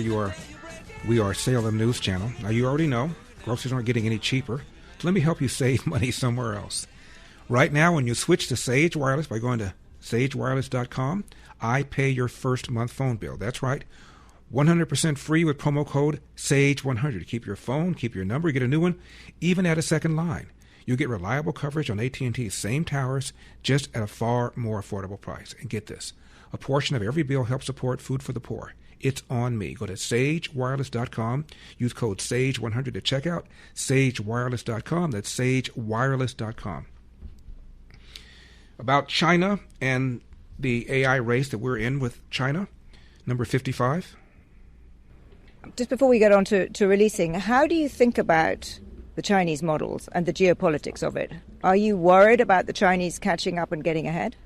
Given that the Chinese AI companies are doing as well as they are, with a relatively small amount of compute, it seems though as that if they had a lot of compute, there's a good chance that they would be the leaders.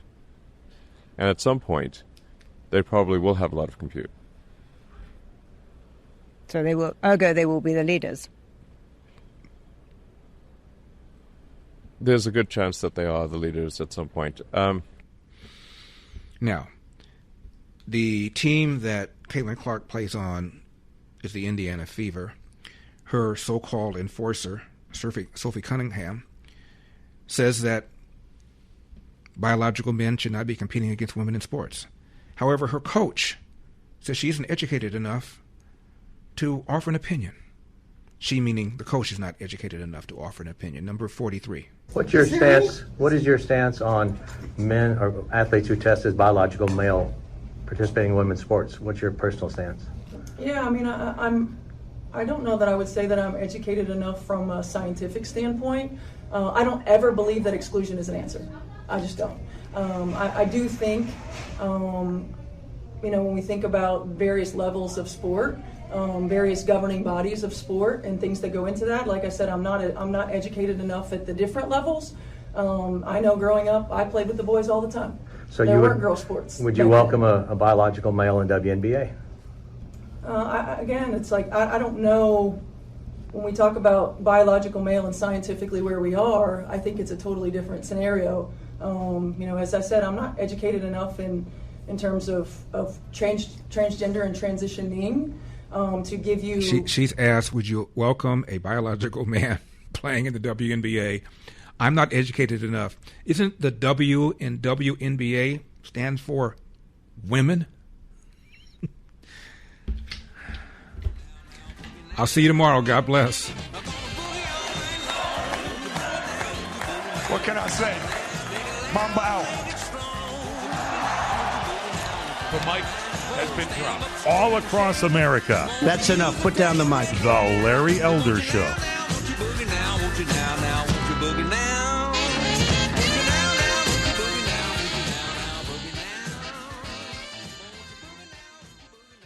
In 2025, the FBI reported that Americans lost more than $21 billion to fraud and identity theft. Identity thieves can steal your social security number, open credit accounts in your name, take over online accounts, and create financial headaches that can take months to fix. Most people don't realize they've been targeted until the damage is already done. That's why more families are turning to Aura. Aura helps protect your identity with fraud alerts, credit monitoring, dark web monitoring, and up to $5 million in identity theft protection. If something does happen, Aura's 24/7 U.S.-based support team can help guide you through the recovery process. You also get a VPN, antivirus protection, password manager, and scam protection, all in one app. Don't wait until you're a victim. Protect yourself and your family today. Start your free trial at aura.com/safe. That's Aura, AURA.com/safe.